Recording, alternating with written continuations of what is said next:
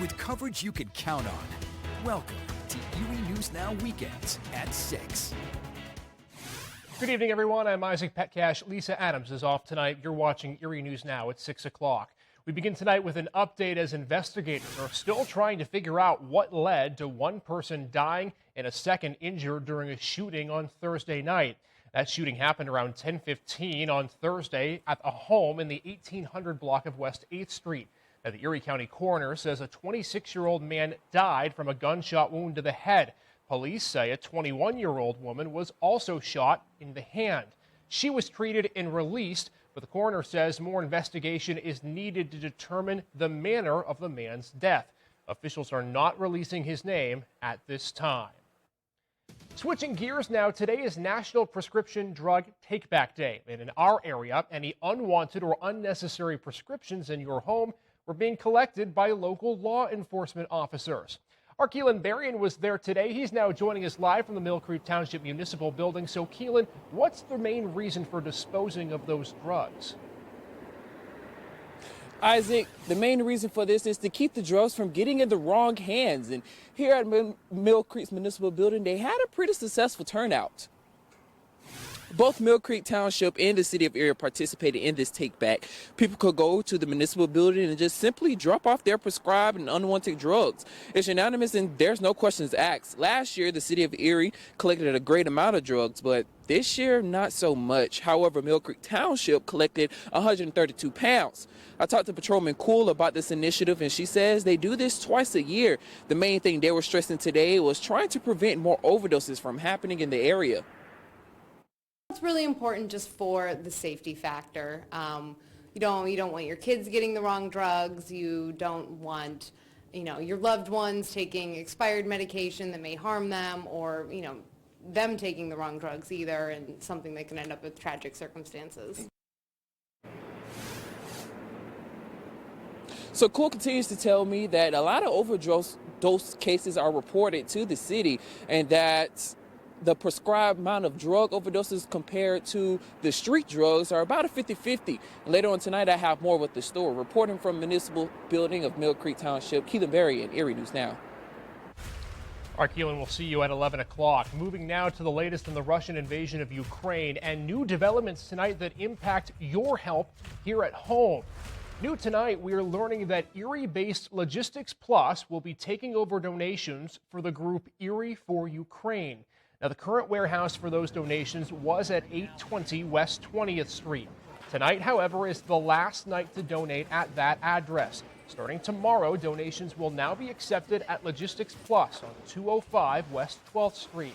Now, the group will still be collecting medical supplies, hygiene products, and food, but organizers say they have a specific reason for choosing to hand things over. And Erie for Ukraine will be more focused on refugee resettlement and working with the refugees that have come to Erie, while Logistics Plus is taking over and helping overseas. And Erie for Ukraine is still looking for volunteers to help out at the new warehouse at Logistics Plus on Saturdays from 12 until 4. All right, a beautiful day outside. We are going to move to weather coverage you can count on. Sarah Tonk's going to step in just a second, but for now, enjoy that beautiful view outside on Dobbins Landing. Sarah, what a day today. Back up into the 50s for the first time in what feels like months. And we actually got into the 60s, Isaac, so it was a lovely day out there. Still lovely. Tomorrow, not so much. 57 degrees on our Oliver's rooftop camera. Winds are starting to be a bit breezy, and by tomorrow, that's when things are going to be a bit stormy. Doppler Max showing that more clouds have been rolling into our area over the past couple hours. Temperatures are in the upper 50s on the lakeshore north of I-90, Meadville and Warren, 64 to 65 degrees, so that's definitely a temperature difference between the lakeshore and areas a bit further south. The rest of the overnight period, we're looking at mostly cloudy to overcast skies. The rain showers start to arrive around 8 a.m.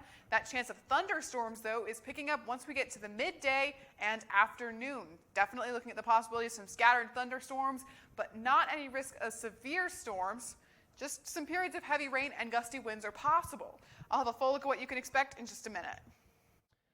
Now, the weather in our area is pleasant, but not so much in the Midwest. Andover, Kansas residents tonight are dealing with the aftermath of a tornado that swept through their region last night.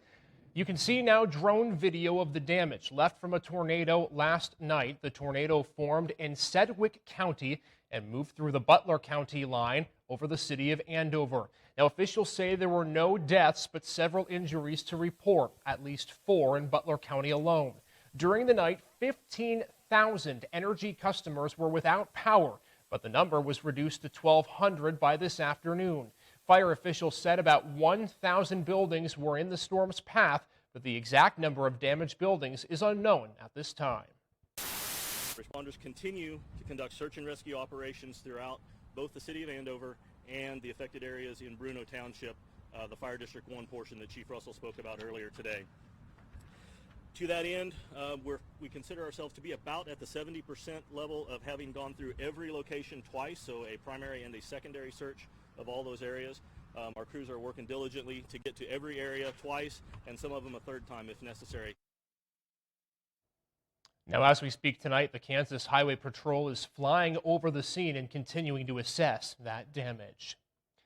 Switching gears tonight, the warm weather may have given people the motivation today to get out and enjoy the outdoors. And for some, that could potentially be done right in their own backyard. So tonight, our Elspeth Meisner introduces us to Healthy Kids Day and how the Glenwood community celebrated their neighborhood. Our favorite thing in the world is to see so many happy people coming through the zoo on a sunny day and just enjoying everything that we have to offer, to learn, to move their bodies, and just to enjoy the neighborhood. The Erie Zoo was one of the many stops that people could venture to for Healthy Kids Day. The whole meaning behind Healthy Kids Day is to really show people what there is to do in their own backyard. There's different events from the Glenwood Park all the way to the Erie Zoo and the Flo Fabrizio Ice Center. Families could enjoy games at the Glenwood Park, learn some golf at J.C. Martin's golf course, play indoors at the Flo Fabrizio ice rink, or enjoy the animals at the Erie Zoo. We do have different movements throughout the zoo that you can do to kind of stretch like a jaguar, sing like a Siamang, do a bunch of different activities. The YMCA spearheaded the project that encouraged people to enjoy the places that are found in their own backyard. We wanted to really promote the recreational assets in the greater Glenwood community, so we wanted to partner with all of these great businesses and show what they have to offer and promote the neighborhood. The event wasn't just for Glenwood community members, but for visitors like Morgan Mosher, who traveled with friends from Corey to visit the Erie Zoo. We didn't know it was Kids Day, so that's an added bonus for us coming up here. And they told us like there's free books, there's face painting, and there's other activities that our kids get to do and enjoy on the nice day. She said events like this make it more enjoyable for parents and their children. It's nice that we're able to get together and have a safe place, like take our kids to enjoy and learn things with the animals. Elspeth Meisner, Erie News Now. Yeah, stretch like a jaguar. I'm not sure any of us could stretch quite like a jaguar could, but hey, it's worth a try at least. Now, parents we spoke to, including some that you just heard in that story, said while they enjoyed the family day, finding out it was Kids Day made it that much more special. Ahead on Erie News Now, a new gift for a veteran 105 years young. A pretty neat story with the community lending a helping hand. That's in 2 minutes after Sarah's full forecast. Stick with us.